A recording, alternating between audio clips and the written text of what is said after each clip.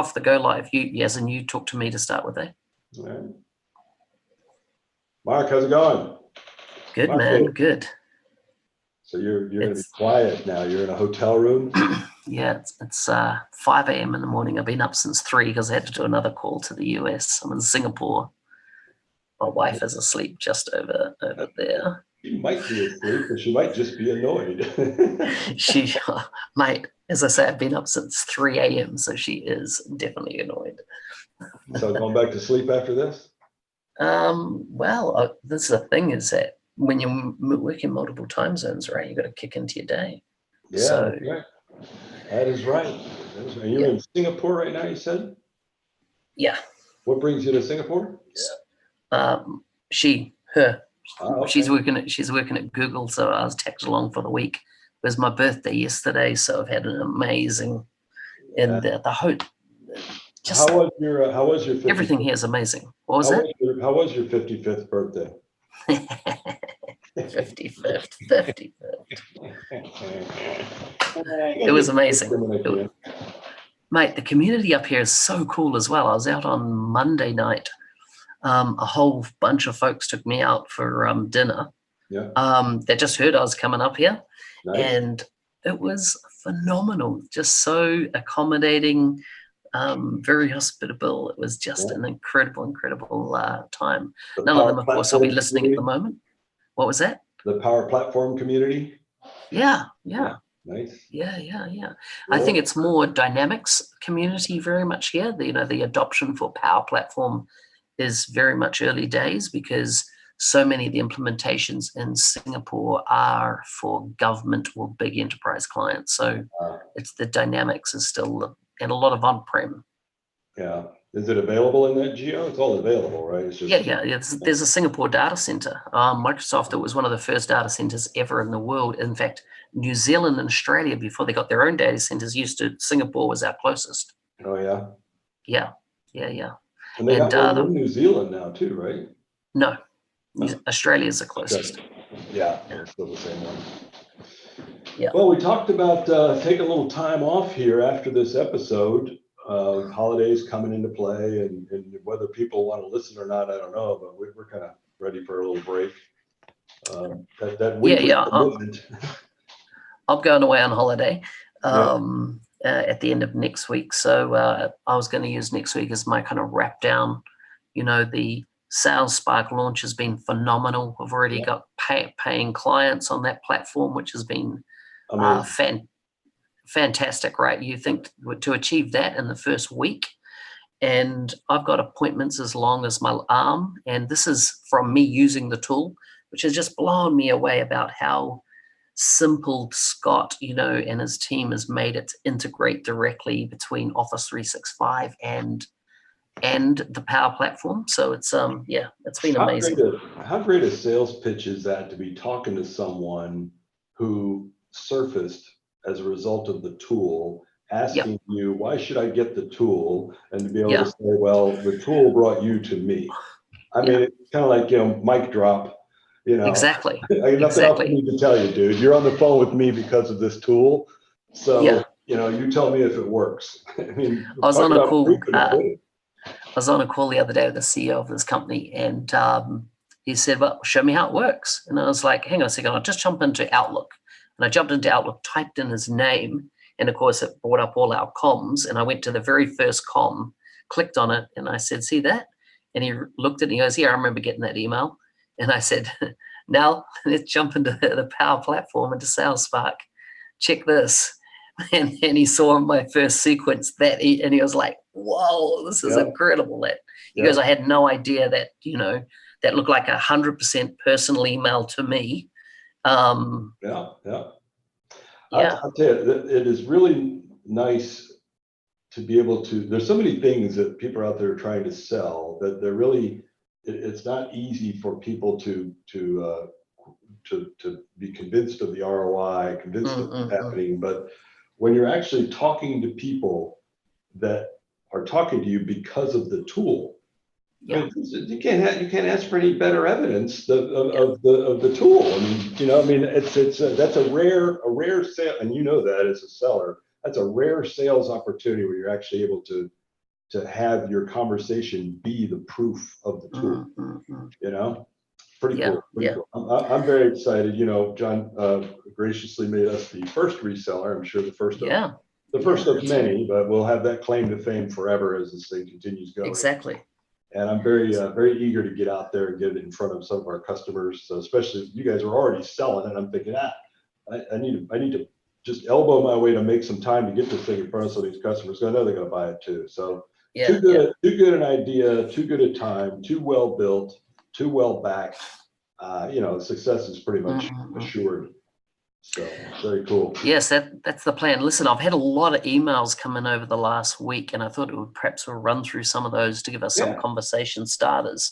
I launched on Monday my last MVP, how to become an MVP video. So I think that was 33 videos I did all up, 33, 34. But that series is done at the moment. What was the title of the last one? Ask Me Anything. Okay. Okay, so everybody that's asked, I've gone back and said, hey, this is where we're answering those questions. Gotcha. You'll get Steve and I's input onto it. So I'm going to read out the first one. Mahindra is written here. He says, congrats on the launch of SalesSpark, blah, blah, blah. Really nice. And he says, referring to the AMA video, I have a question below. Please feel free to mention my name, which I already did. Mahindra Singh. He said, what advice do you have for folks who want to become an MVP but are crazy new to Microsoft Business Application world? New as career changer, enthusiast, not in the workforce due to life factors, stay-at-home parent, etc. I understand the importance of certification to start your journey, but how to get hired after the certs? Be part of Microsoft Business Application world so that one can start applying the values gained through your content and eventually becoming an MVP. My goal in 2020 is to get hired after my certs in Microsoft Biz Apps. It is to do or die situation for me. After that, I'll definitely try to become an MVP for the love and respect I have for you as a person and teacher. My ultimate gift will be not the MVP, but to tell the world I got inspired by NZ365 guy and how positive impacted my life. Thanks again. I will pay it forward. So I think what are your thoughts? He kind of has two different things there, right? I mean, to get into a partner and become a practicing professional in the space, when he's talking about certification thing, that's one thing. None of that is actually necessary to become an MVP. You know, MVP, there's nothing on the MVP application about being certified or having so many years in the space or being employed even to do anything. It really is a completely different kind of path. And I wouldn't even necessarily say one leads directly to the other. I think you could probably, you know, do them both independently. You know, we both know, we've talked about, you know, people like, like Megan and some of the other folks in the community that, you know, that kind of made a conscious decision, I think, that, you know what, I need to get noticed in this space. And the way to get noticed is I'm going to find something that I can plant a flag on. We've talked about this in other episodes. I'm looking at things now like the new bot, visual bots. I'm looking at, you know, just new things coming out all the time for somebody to go plant a flag on and become the authority. And you will get attention when you're talking about new things, as I'm sure Megan has with her Forms Pro focus. You know, it pops up, people do a little search, and she's quite likely to come up as high in the search and is going to be regarded an expert. And you know, that's the kind of thing Microsoft is really looking for in that MVP program, are those people that are experts about something, evangelizing. I have no idea if Megan works for a partner. I have no idea if Megan's certified. I don't know anything about Megan other than she clearly knows Forms Pro and is an MVP as a result. So two different paths, you know. But I will also say that probably being an MVP, you know, this is not something that's going to put food on your table. You know, you still need a job, right? We don't get paid as MVPs. You know, maybe being an MVP would help you get a job if you were looking. I don't know that a lot of the MVPs I know are looking. Yeah, kind of two different paths there. So what do you think? Yeah, no, I agree. So totally two different paths. I think, you know, fundamentally an MVP is a technologist, right? Somebody that really understands the tech to a deep level. So I think that piece has to be addressed first. And would you consider you and I deep technologists? I've definitely, come from a very deep technology point of view. So I feel like I definitely came from a technical background and then went into the business side more and more. Does that make sense? Rather than being business that learnt technical. I'm just checking out, seeing who's watching. I see 5 people online at the moment, but with us. But the thing is, at the end of the day, right, it's really about adding value, and Microsoft seeing that you're adding value to the community around a particular product of theirs. Yeah. And one, one that they're interested in. Yeah. So when I got into the program 9 odd years ago, it was because I was deep on CRM.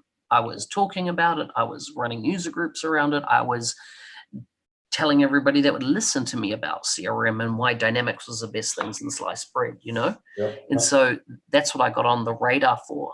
I wouldn't say I'm on the radar for CRM explicitly now. It's much more broader. You meet more people, you have more ideas, there's more opportunities. So it changes your perception.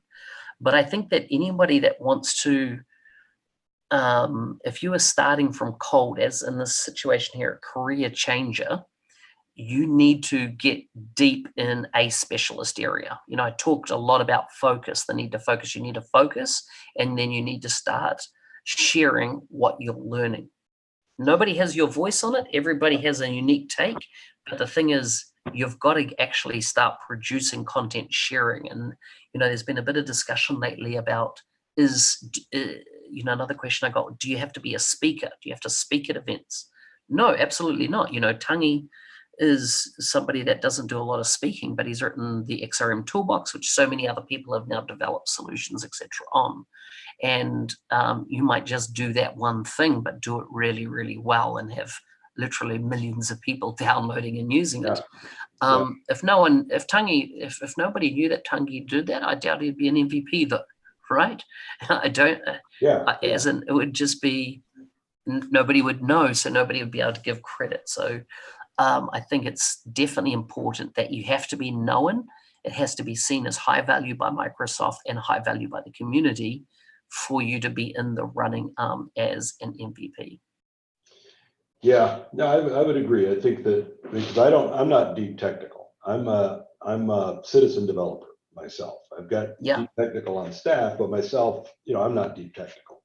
But I can certainly talk more about the product of opportunities with the product and things with the product without necessarily being deep technical knowledge. So that's definitely another path, is if you don't necessarily need to understand how to build a nice Canvas app. You need to know where and when it makes sense and how to explain what it can do and how it can solve a problem. Whether you can actually solve the problem yourself for the customer or not, it's not as important if you've got some people that do it. Yeah, so true. Definitely, when you look across the stack of MVPs and particularly, it's one thing guys like you that have been in it for a long time, but what folks that are wanting to be MVPs now, I think really need to be looking at is who are the new ones, because the criteria is different than it was when you came in. Heck, it's different than even when I came in.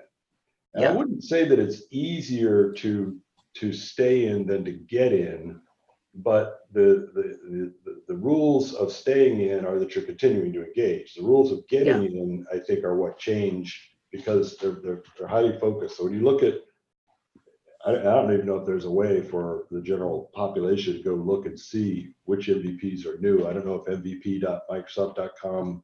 Yeah, everyone can get on there and look, as long as the MVP has shared their profile publicly, which most do.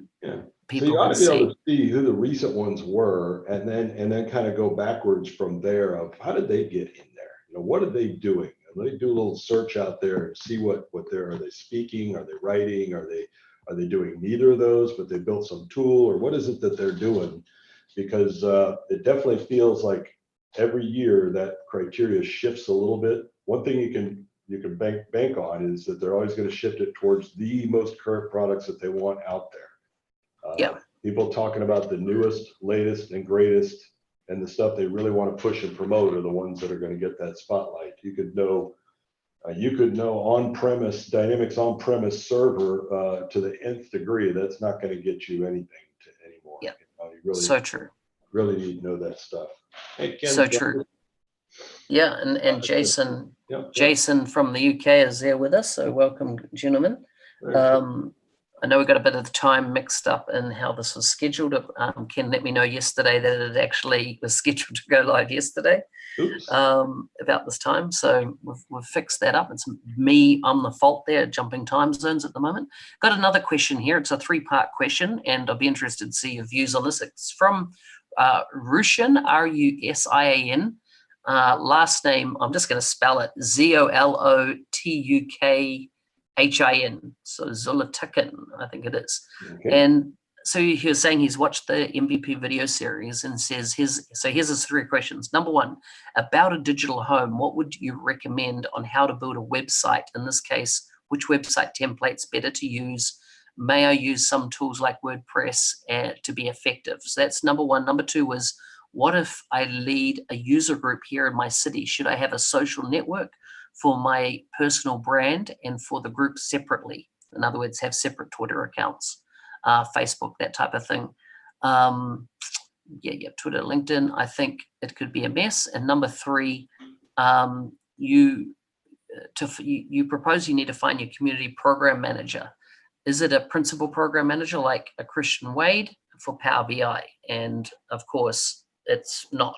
So the key site to go to for that, and I'll answer the last question first, we'll go back to the other 2, is mvp.microsoft.com. And if you go in there, you can see the team that run the MVP program. And in there, you will see those community program managers for each of the geographies around the world. There's generally a photo, a bit of a bio of them, and who they are for your specific geo. I'll probably answer the first 1 and 2, and then I'll let you jump on, Steve. Number 1, about digital home. Yes, I just, for me, I'm a big believer in owning your own digital home. It shouldn't be on somebody. You shouldn't trade on someone else's platform. They might switch it off or change the rules on you or put advertising. I hate advertising on MVP's websites. I just think it looks tacky. If you're out there creating content for the community, the last thing you want is a distracting bunch of publisher ads, smashed through your site. And if you've got a free site, hosted on WordPress.com, for example, or something like that, you're going to have that. So I'm a big believer in having my own WordPress site. And then there's an infinite number of templates. You just need to find one that reflects your personality in that respect. When it comes to the social media accounts, this is my personal opinion. I don't follow business social media accounts or organization social media accounts because I know all they're going to do is pump out marketing content. So I'm big for personal. So, yes, in the past, I've created Twitter accounts and Facebook and LinkedIn pages for the various user groups I've been involved in. I wouldn't do that anymore. I'd much rather have the people that are part of that user group. I'd use hashtags more.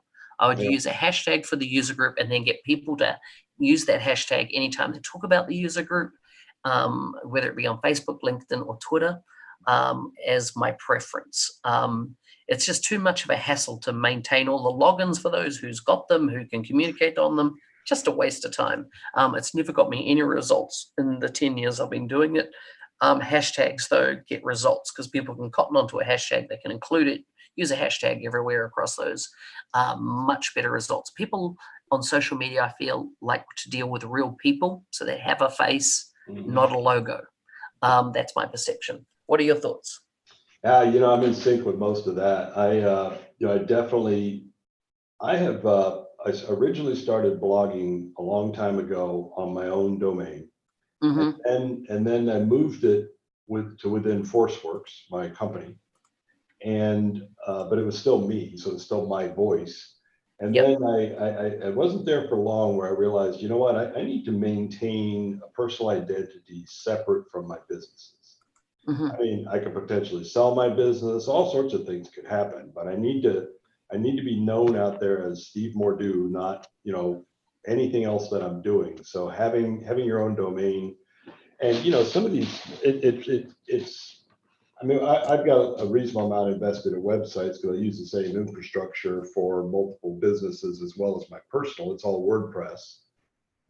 But some of these free websites, I mean, I'm with you. I mean, come on. I mean, it's like what, $10 a month or something to have something that doesn't have ads. I mean, how cheap are you that you can't drop $10 a month? Yeah, on my hosting account with Bluehost, it is $3.95 US a month to go ad free. I mean, it's my own site. It's 100% my own WordPress, my own hosting. Yeah, I'm just like, it's a no-brainer. The same thing with the social. I've got social accounts again for myself as well as my businesses, but not much goes out on the business ones because I look at them the same way you do. I just don't think people follow business accounts. I don't follow any of the Microsoft ones. I don't follow any of them because also no, it's just marketing going. Psh, psh, psh, psh, psh. Yep, I follow a handful of people and I follow hashtags, and that's all I worry about. I'm curious on the user groups. What kind of infrastructure is required to run one? I mean, can you just do the whole thing off hashtags? Do you need to have someplace where people sign up and say they're coming? Do you use Meetup? Do you use so that's very interesting, so it's almost like I feel like you've thrown me a what do you call it, a nice little lob, a little softball, because my next series that I'm kicking off next year, and I've already come up with 30 odd episodes, is going to be how to run a local user group. And one of the things is that platform discussion. When I did the Power Platform Happy Hour, I used WhatsApp, and that's been great. It's so simple. Had dealt with a bit of spamming at the early days, but it works well because I'm not trying to track who's coming and who's not coming. It's just about going, hey, it's on tonight or it's on next week. Whoever shows. There's no fee. There's no tracking. There's no need. Just you arrive or you don't. Just show up and buy me a beer. That's it, right? That's pretty much it. Whoops, my camera's gone out of focus. Well, look at that. It won't come back in focus. Take my glasses off. Totally lost my focus. Yeah, but you look so much better. Isn't that bizarre? Yeah, it is odd. There you go. Flick the camera in. Anyhow, plus the more infrastructure you put around it, I guess the more effort it takes to maintain it, and then you won't do it. And then you've seen user groups of all different kinds and meetup groups and stuff. They start off with a bang, but then they just kind of peter out. I think because whoever was running it just got lazy because they created too much work to do for themselves. Yeah. And so what's the other thing? I've used Meetup. I've used I've run 6 user groups on Meetups. I've built my own platform from scratch, run on Dynamics. That's what I kicked off, and that was just a nightmare. Anybody that goes, I'm going to build my website on Microsoft portals just so I can show how it all works, because I'm like, you're nuts. Just go and get a WordPress site. There's no upside to that.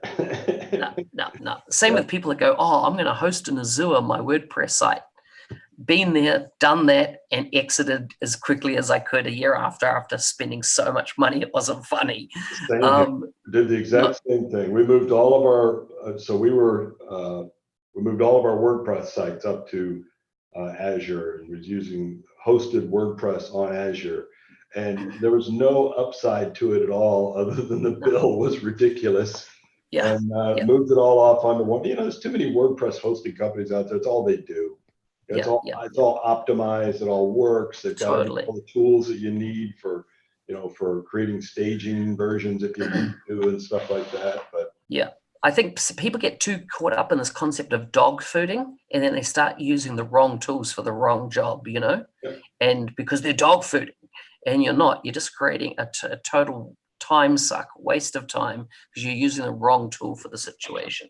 There is something about dog fooding because, for example, right now, our customer support portal runs on a third-party portal that is on Azure that is a dynamic solution. Way more complex than it ever needed to be for what it does. And we've been, and actually the company got acquired, and I'm not sure about the future of that product. So we've been exploring, Microsoft portals. I mean, everyone sells portals. I want to sell portals. I want to talk to people about portals, and looking at portals as well. Let's just move that over to become our support infrastructure. Yep. And just, frankly, too much work for too little upside. Can't really get it to do quite what I want. And so now you find yourself exploring options like, so we're looking at George's option. Yeah, that's what I use on my website. So George's option, I've had George's WordPress integration now for over a year. Yeah. And, the 90-day mentoring challenge, I use that. It injects it straight into my CRM. My coaching stuff injects it straight into my CRM. It just works. It just works. It's stable. He's had it going for some time. So what's that? Alexa CRM is George's business name, or just go to the WordPress plugins, and you'll be able to Dynamics 365 to WordPress, and you've got it. And it's rock solid. We're looking at that, or even just looking at something that's already out there, like Zendesk. It's been out there forever doing that stuff. At some point, you wonder why create the wheel? Why recreate the wheel if there's already something out there to do it just to be dog food in the product? But then you worry as a partner who's supporting and selling these products that you send your customers to Zendesk while you're trying to sell them a customer service application. Yeah. And what kind of message does that send? So it's a funny little fine line, but nobody's paying me to do it, for ourselves. So no. You got to run your business, I think, on the right tools for the right job, and based on the size of you as a business. In your case, they're not going to hit your support desk until they're already a customer, right? And right. They need to get access. Yeah. So I think you're safe there. I think you're safe. So yeah, those are the couple of that we've had come through. Just looking at some other stuff on our run sheet here. 2019 in review. What have been like? I can't believe, like, I'm about to write my final blog post of the year, and I was just wireframing it out. Mind mapping it out, and the big thing that my year kicked off was Scottish Summit at the start of this year. And I can't believe it was at the start of this year, because this year has been such a massive full-on year. Like, I listed the number of speaking sessions I'd done, and I thought I'd done 3 or 4. I think I came up with 15 times I've spoken this year, more than once a month. The number of blog posts, I haven't even counted them up. The number of podcasts I've done, I haven't counted them up. The amount of hate feedback I've got, I haven't even counted up how many I've got. How many times I've been called on the carpet by Microsoft staff. Didn't this year pretty much start with Dynamics 365 is dead? Wasn't that pretty much the beginning of the year? That was the beginning of the year. Was it March or April that I first said that? So it's been absolutely crazy. And for you, what are your big ones, man? It's so hard to say, because it's so many things happened this year, but then I sit back and I think about the year before, man, so many things happened that year, and the year before, man, so many. Frankly, ever since Phillips took over, every year has just been bam, bam, bam, and I don't see any letting up. They just added a ton of people, more people to his team continues to grow. He's got 7,000 engineers now. That's what who told me that the other day? The CVP of sales. What's his name? Hayden Stafford. Yeah. 7,000 now. When he took over, there were 1,300. Yeah. I mean, that's massive amount of responsibility. That's massive growth. That's massive competence. That is a massive expectation to produce new things, to finally actually make a legitimate run at Salesforce instead of just nipping at their heels for all these years. There's a big expectation with that. And we're just all outside the fence watching as they're just throwing things over. I mean, just one after another, continuing. It's just we were so starved in the past for anything new, anything good, and now it's like, okay, enough, almost. It just keeps coming, coming. I don't see. I think it's a personality of Phillips and the team he's put together that is so different than the previous personalities that I don't think it's going to stop. I mean, this is just how these guys are wired. I've always said, and I've told my team when we talk about IP and stuff like that, that speed is the most critical factor in business today, because you can't just fiddle fart around, think about something, work on it. But by the time you do that, 4 other people came up with the same idea and launched.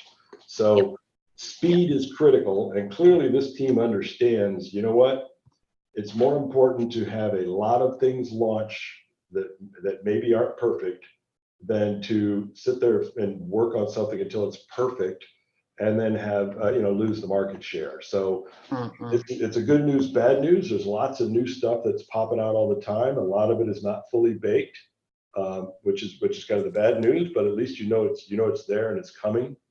As far as putting a finger on a couple of the key pivotal things of the year, I think it all depends on where you sit in the ecosystem. For us, I think, at least I hope, that Goog's taking over the ISV motion is going to pay huge dividends for ISVs for a long time to come that weren't really getting any love for Microsoft, the lip service. But just on that topic, I got to say, the speed that we were able to get into AppSource blew me away. The responsiveness blew me away. They've been amazing. You sent out that tweet also, almost like expecting. It's like you were expecting this is going to be the beginning of a long, arduous process, but it didn't end up being a long. Yeah, exactly. Who knows? Maybe that tweet might have helped. You never know. Hey, you use what you can use, right? I was going to say, if you got a bullhorn, sometimes use it for your own benefit, right? Yeah. Well, I've noticed. So I've known that you were working on something for a long time now that people just only easily found out about. So it was kind of funny. When you originally introduced me to this conversation, right? Because you were the actual facilitator of me being involved in where we are with SalesSpark. That was February. Yeah. Around the February the 26th this year, that conversation went down. I was at that day. I was at the Ignite World Tour in London. And I can remember going out, happened to, in the noisy hall, get a conversation with you because you'd set up a 3-way call between John Gravely, yourself, and me. Yeah. Now, I knew based on what he was trying to accomplish that he needed to hook up with you. But the interesting thing is listening back now in the past several months to a lot of the podcasts that you've done with ISVs in particular, is when you know what you know, these questions are all like, I just don't have a random question for an ISV. I've got a question about something we're working on. They're very like, it was me researching for myself, right? Exactly. You were using your bullhorn for your own purposes there with all those ISVs. So tell me, how does your partner program work? What's the secret to your success as you're seriously writing notes? Exactly, right? And I tell you what, one of the big things for me was where was my second year of podcasting, but in my first year I did it every fortnight. I was traveling right at that time. So this year was the first year I did it every, I released twice a week. So on a Tuesday, on a Thursday, which is of course allowed me to have a phenomenal amount of interviews with people and see into their lives and kind of just realize we have got such an amazing ecosystem. And it's blowing, like, of all the things, the podcasts, the videos, the blog writing, the speaking and stuff, I think I get the most fulfillment from podcasting. Yeah. Like, I'm reassessing, what am I doing in 2020? I'm not going to just go and do a repeat of 2019. For me, it's all about going, okay, what worked, what didn't, what needs to change. So I'm right at that point now. I've been doing 2 blog posts a week. That stopped. I'm not doing any. I'll do 1 mil before the end of the year, and then what will I do next year? I don't know. As in, I'm in that planning phase, so we'll see what happens. So, just back on the 2019 review from the product team, what do you have anything that you are like, that was a pivotal thing this year? You know, for me, I think storage, getting the storage out of SQL. Forget about the licensing, etc., but getting storage out of SQL was, I think, a big move. You know, bringing in Cosmos DB, bringing in blob storage, that was a very smart, great move from Microsoft.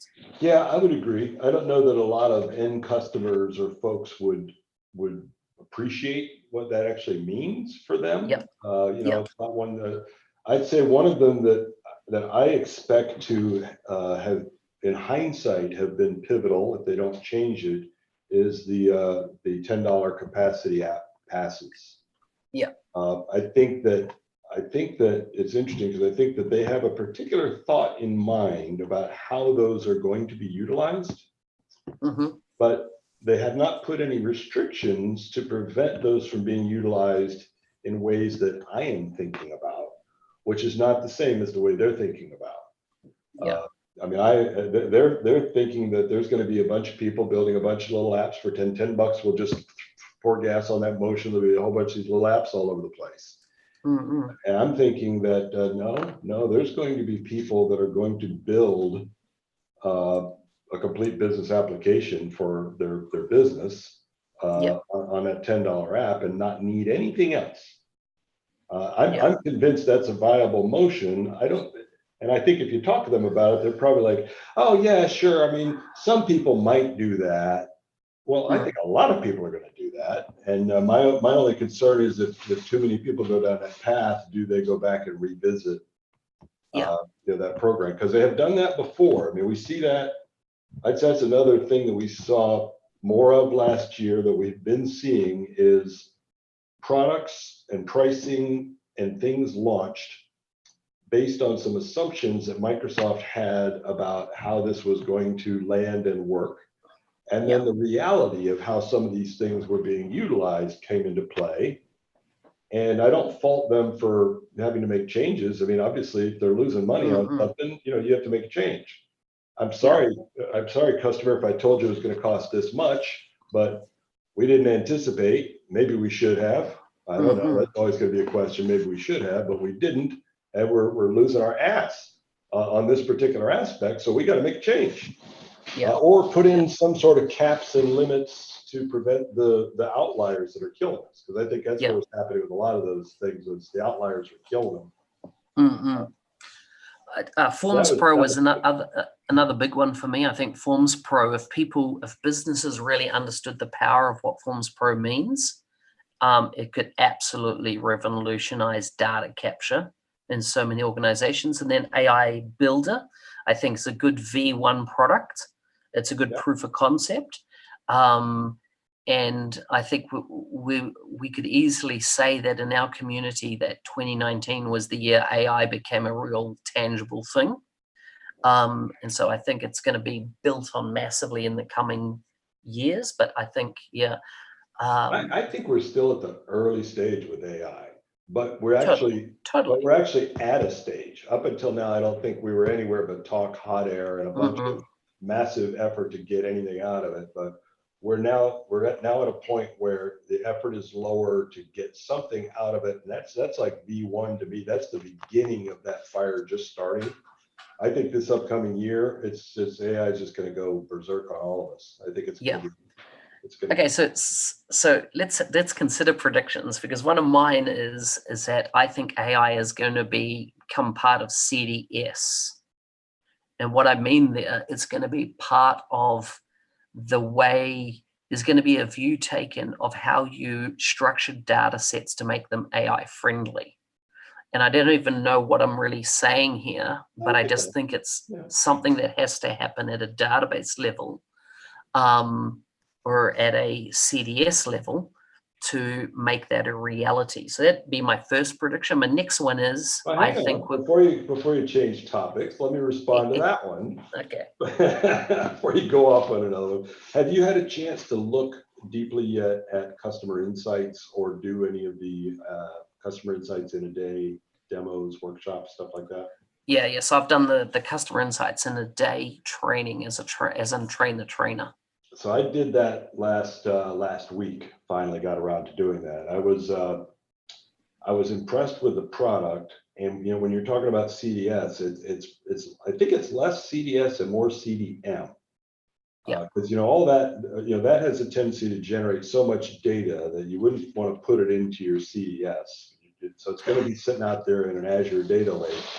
But the bigger key to making all that work will be that common data model between those. And I think that gets to the point you were talking about is that there's a common data model sitting across those two areas that is really going to cause it all to light up.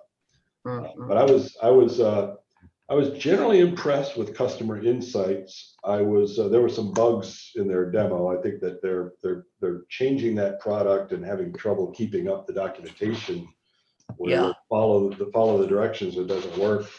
I thought a couple of the maybe this was just the app in a day format, but I thought a couple of the scenarios that they demonstrated were kind of absurd. You're talking about the theme parks? No, I can't remember what the company, this coffee company or something like that. Of course, at some point, this coffee company buys an airline, which is a little far-fetched, but whatever. But this idea that, okay, now that we've constructed all this, now we're going to go build a Canvas app and a flow for a check-in. And I'm following along with the team in the directions, and it says, okay, so now in your flow, we want you to hard code the GUID for this particular user or this particular contact, a contact in this. And I'm like, what are you talking about? Who would ever build? I mean, that means this flow and this Canvas app will only work with a single contact in the database. Why wouldn't you just show people how to build it correctly, making it dynamic? I mean, I get that it was supposed to be a point, but the point is lost. And when you're showing people here to prove a point, we want to show you how to build something completely wrong, that you would never build it this way. It makes no sense whatsoever. But at the end result, you'll have a cute little application that you can, as long as you're looking at this particular contact, you can push this button, it'll do something. So I was a little disappointed in the lack of effort on that aspect of it. I thought they'd have been better just to frankly skip it. But other than that, pretty impressed with the potential of what that product can do. I think that's going to be a big one this year, not just because the product's pretty impressive, but because Satya has kind of blessed it as one that he wants to roll. So that was my AI story. That's good. That's so good. Your next one?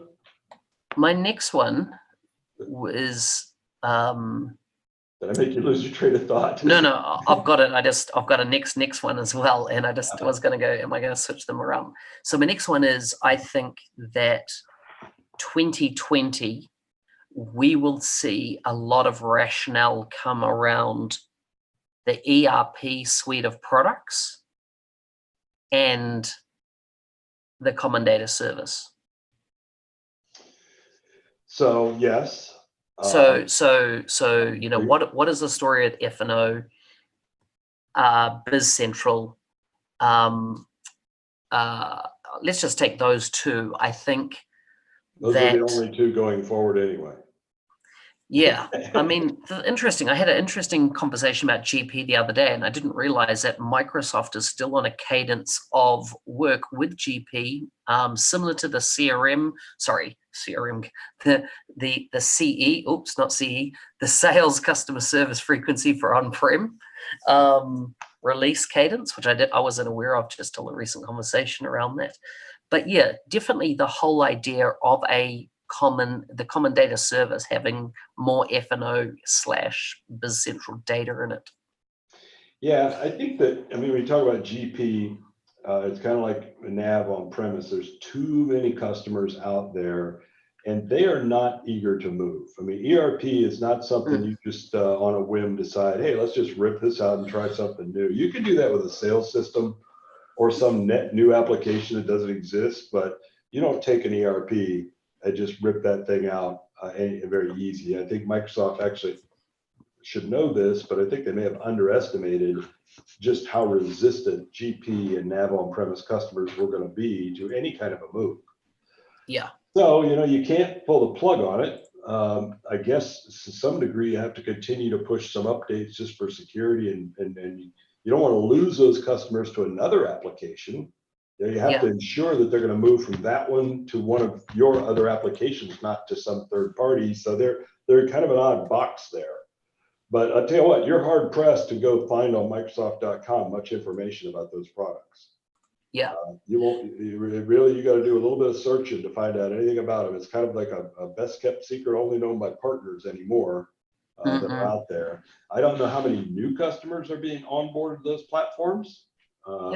But there's a ton out there that can't go. I wouldn't think there's a lot. I mean, but then you got a partner community out there that is first line with the customer, not Microsoft. And if I'm a GP partner, I'm going out there and selling me some goddamn GP. That's what I do.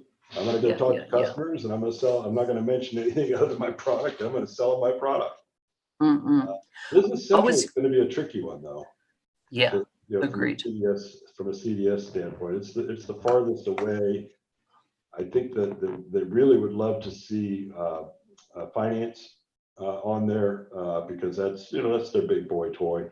I think they really love to, but both of those heavy lifting to get those things over to CDS directly with direct write, not dual write or some of these other motions. Yeah, agreed. What I'm surprised is the Teams integration with Dynamics 365 at the moment. You can pull in a individual record. I'm like, what would if put yourself in a salesperson's position that's using Teams more and more in the organization. I don't want so much an individual record as I want the views. I want to bring in any view I want. I want a view of my accounts or a view of my contacts or a view of my activities. You want to use it as a CRM client. That's what I want embedded in there. At the moment, you can embed a record, kind of like what you used to be able to do with Yammer back in the day. I'm like, wouldn't you want your dashboards in there? Wouldn't you want your views in there? Because then you can use it as a launcher to the window which will have the contact record in as example, But the concept of embedding, I have to open a new tab for every one of my contacts to be able to use it in the context of Teams. I'm going to say, maybe if you only manage one account in the world and have 3 contacts. Otherwise, it's not practical. It's a box ticking integration. It's not a practical integration. I'm a little annoyed with the Teams integration because I understand if the product owner for Dynamics Sales invests and has his team build a solution or a feature for his sales application that's specific to what he's trying to accomplish, that maybe that feature isn't available for CDS only organizations. Right, I get that. That's fair. You invested, you built it. If I want to have something similar, maybe I'll go invest and build. But I can see certain things that they kind of say, that's part of this, and they've done that kind of with the restricted entities a little bit here and there. But to take a platform-to-platform feature like the Teams integration and have that tied to where it'll only work with the first-party apps, to me, really pisses me off. It was the same thing with the Outlook app that for the longest time, we didn't have that available for CDS only. And there was no reason, maybe more so for the Outlook app because it needed to be kind of rebuilt a little bit. But I just don't see why this Teams integration wasn't, at the time it was all being put together, being made available for both CDS only or first party at the same time. Not first party only. I don't know what the technically it would have been easier to do CDS only, I'm sure, but they put it at the back burner. I mean, I understand it's coming, but it just kind of annoys me that, because you get those customers, they're saying, oh, I saw something with Teams integration and we want that. And now we're suddenly looking at, well, our CDS only apps don't have that. Why? Well, for no fucking good reason as far as I'm concerned. But those kinds of things kind of bother me. It's this, I don't know if it's still this protection or if it's just getting to it, but if they really want to grow the ISV community in particular, or the customers building their own applications. I mean, we had a call from an ISV just last week that doesn't know anything about anything, but they're thinking that a model-driven application with maybe with some Canvas is an option, but their big priority was with their particular customer type. A lot of them use Teams, and they don't want them to have to leave Teams and go somewhere else. Well, you know, right now that decision right there just kicked them out of CDS only today. Yeah. And that shouldn't be a factor. It shouldn't be a reason to kick them out of CDS only. Yeah. You know, that maybe it's just because of what I do that it pisses me off, but it should piss everybody off. So I have a prediction. Exactly. Is it my turn before we run out of time? Yeah, go for it. So, and this actually, we were just talking earlier because this came up recently in some internal conversations with us and some other MVPs who are out there chatting about one of the MVPs, who I won't name because I don't know if he wants me to name him, was working, I guess, with a fast track team. And the fast track team refused to install their customization solution because it had not gone through AppSource. Yeah. And of course, he was quite annoyed about that. And this is, you know, this is our customers' customizations package. Why would it need to go through AppSource? I don't think he said it was a customization package. It was an ISV solution. It was some of their tools. Yeah, it was one of their tools. Yeah, it wasn't the custom build scenario.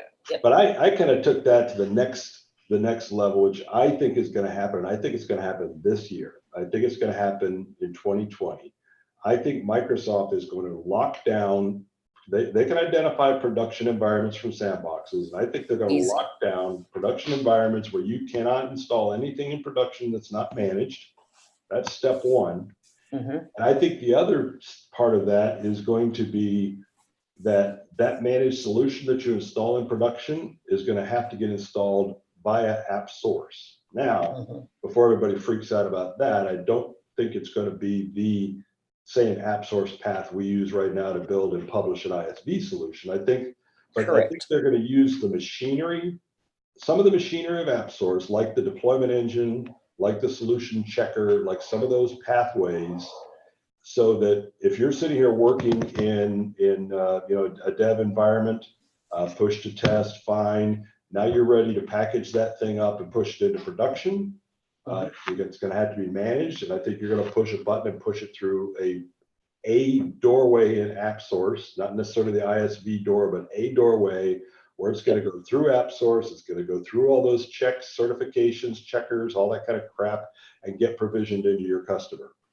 And I think that from a Microsoft standpoint, you got to know that a significant amount of their support burden right now is applications that are being built poorly by partners that don't really know what they're doing, applications that are bumping into each other, applications that are not meeting any kind of best practice. And the only way they have to control that is we need to run everything through some damn filter before it gets into our customers' production tenants. Right now, there's no filter. And I think that they're getting their lunch eaten on support calls that are directly related to some dumbass developer who didn't know what he was doing, built something wrong, and now we, Microsoft, are on the hook with this customer to have to fix the damn thing. Yeah. And I think we're going to see that in 2020. So there's mine. That's good. Jason just said that, Microsoft needs to retain, playing the devil's advocate, retain some IP protection around what they're doing, as he's saying, to hold on to some of their first party app value.